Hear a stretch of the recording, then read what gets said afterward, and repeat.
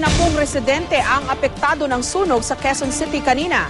Kasama pang nasawi ang isang batang magdiriwang panamansana ng kanyang kaarawan ngayon.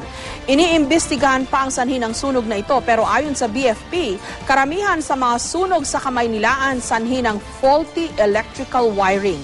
Paano kaya ito maiiwasan? Alamin natin sa report ni Engineer Cedric Castillo live mula sa Maynila. Engineer Cedric?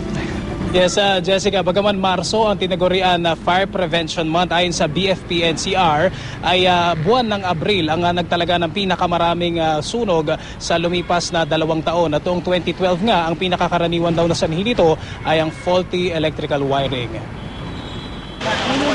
Kinakapos daw ng hininga ang 70 anyos na babaeng ito ng datna ng GMA News sa nasusunog na lugar sa may 21st Avenue, Cubao, Quezon City. Di umano makayanan ng ale ang makapal na usok kaya agad siyang isinugod ng mga rescuers sa ospital.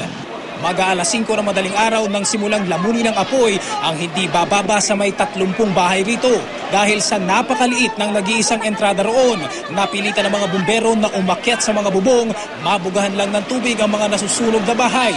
Ilang saglit pa. Nalaglag na tao sa loob! Bumbero!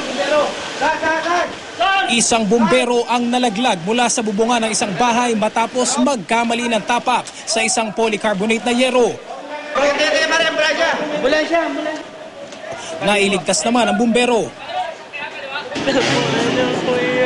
Sa pagbubukang liwayway, natagpuan ang sunog na bangkay ng 7 taong gulang na si Ana Rilano.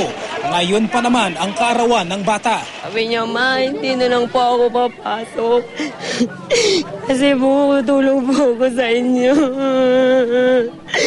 Kahapon, pagdating niya galing school, umalik pa nga yun sa akin eh. Daan-daan siya kasi ayaw niya ako magising dahil panggabi po ako sa laundry. Sabi ko, naramdaman ko na lang siya. Sabi ko, happy birthday, anak. Sabi niya, love you, mama. Salamat. Sabi niya gano'n sa akin. Hindi ko Aabot sa 60 pamilya ang naapektuhan ng sunog na umabot sa ika-5 alarma. Alas 7:20 ng umaga nang ito'y naapula pero patuloy pang inaalam ang sanhi ng sunog. Humigit kumulang mga 500,000 po siguro ang damage po natin dito. Sa datos ng BFP para sa taong 2012, pinakamaraming naitalang sunog sa National Capital Region ang Quezon City, sunod ang Maynila at Makati. Sa humigit kumulang 2,000 sunog na naitala sa Metro Manila noong isang taon, pinakamarami ang sanhi ng faulty electrical wiring. Dahil sa sobrang paggamit ng electricity at nangyayari din dahil sa paggamit ng jumpers, paggamit ng mga octopus connections. Ang karamihan na nasusunugan dito sa Metro Manila ay dito po sa informal settlers. Ayon sa isang professor of electrical engineering na nakausap namin, katumbas sa 5 hanggang 8 ordinaryong electric fan ang kuryenteng kayang dalhin ng isang 20 ampere wire na karaniwang ginagamit sa mga bahay. Kapag nag-overload o sumobra ang amperahe sa kable, maaaring matunaw ang coating ng wire dahil sa sobrang init, dahilan para dumiklap o mag-short circuit o kaya'y lumiyab ang isang light material gaya ng tela o papel kapag dumampi sa naka-expose na kable. Dahil dito, hindi raw dapat isnabin ang mga label ng electronics o appliances. Kung kahit kaya niya yung 20 ampere, talagang bibigyan mo ng safety margin pa din. Hindi sinasagad yun. Kasi umiinit din yun. Kung ang pinaka-maximum talaga hanggang 80% lang nung sa kapasidad niya. Nakadisenyo naman daw ang mga kable ng kuryente na gamit sa mga bahay para tumagal ng hanggang 30 taon. Gayunman, mas mainam pa rin daw na regular na inspeksyonin ang mga ito bago pa mahuli ang lahat. Kinatkat ng daga o pinagbahayan ng mga insekto, kaya halimbawa nabalatan na yung mga wires to. I-check natin yung mga wires natin, yung mga kable natin or yung mga outlets natin kung minsan kung maluluwag na.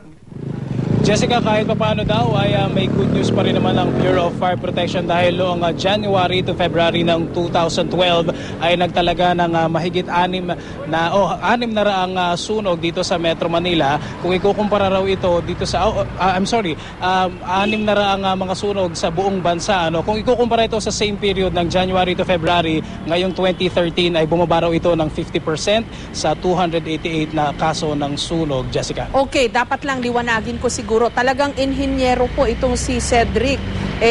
naligaw lang po ito sa TV at pasado sa board kasi may mga nagtatanong dati sa Twitter. In any case, Cedric, ang ganda ng mga points na sinabi mo, yung mga kable na ginagamit sa mga tahanan natin, napakalimitado pala nung kaya nitong mga appliances. Hindi yan alam ng maraming tao kasi through the years, di ba, pag gumaganda ang buhay, nagdadagdag tayo ng appliances. Meron ng aircon, hindi na lang electric fan, may computers na ngayon. Yun, very important pala. Yes, Jessica, linawin ko rin linawin din natin expertise naman ng electrical engineer yung kinailangan natin para dito sa mga pointers na ito. Gaya na nabanggit mo, Jessica, pangkaraniwan na ginagamit sa mga bahay is 20 amperes na kable. Hindi natin napapansin to dahil kung karaniwan sa atin, saksak lang tayo ng saksak. Bawat appliance na isasaksak natin, may corresponding siya na kumbaga amperahe. Tapos pagka bawat saksak natin, magdadagdag at magdadagdag yan hanggang sa umabot nga dun siya sa limit nitong load na kaya kayang dalhin ng kable. Ang hindi na nalalaman ng karamihan sa atin, usually ay isang ipaikot lang, kumbaga isang source lang yung pinanggagalingan ng kuryente sa atin. Yun yung importante dahil pagka marami tayong sinasaksak doon at umabot dun sa limit, ay may chance talaga na mag-init yung mga kable. Although nabanggit din sa atin kanina ng electrical engineer na nakausap natin, usually ang design naman daw nito mga kable na ito ay umaabot ng 20 to 30 years. So hindi mo naman daw kailangan talaga ng regular na pag-upgrade kumbaga ng mga kable mo. Of course, maganda pa rin o makakatulong pa rin pag regular inspection yung isasagawa. Okay, Jessica. so Cedric, i-recommend ba na kapag nagdagdag ka ng appliances, kasi meron sa atin, gumaganda ang buhay, di ba? Dapat palitan din yung mga kable kasi kumbaga hindi na kaya nung kapasidad ng mga kabling yon. Yeah, not necessarily Jessica, dahil gaya nga nabanggit natin, kumbaga yung marami tayong mga saksakan sa loob ng bahay. Yes. Tapos yan naka-series lang. Kumbaga in essence, iisa yung source mo. So pag nagsaksa ka dito, dadagdag lang yan hanggang sa ma-reach yung limit na amperahe. Ngayon, kung marami kang mga sources, kumbaga hindi naka-series, naka-parallel yung iyong mga sources ng kuryente doon. So magsaksa ka dito at magsaksa ka doon sa kabilang source naman ng kuryente mo, kabilang linya o circuit ay hindi siya mag-accumulate para ma-reach yung limit na amperahe ng iyong kable, Jessica. Okay. In essence, ay mas makakatulong ito para maiwasan yung pagkasunog, Jessica. Okay, and good for 30 years lang pala itong mga wirings at mga cabling ito. So, pagka medyo malapit ng maging 30 years yung inyong tahanan, dapat pala ini-inspect na ng electrical engineer o isang technician at baka pwede nang palitan. Ganun pala yon, Cedric.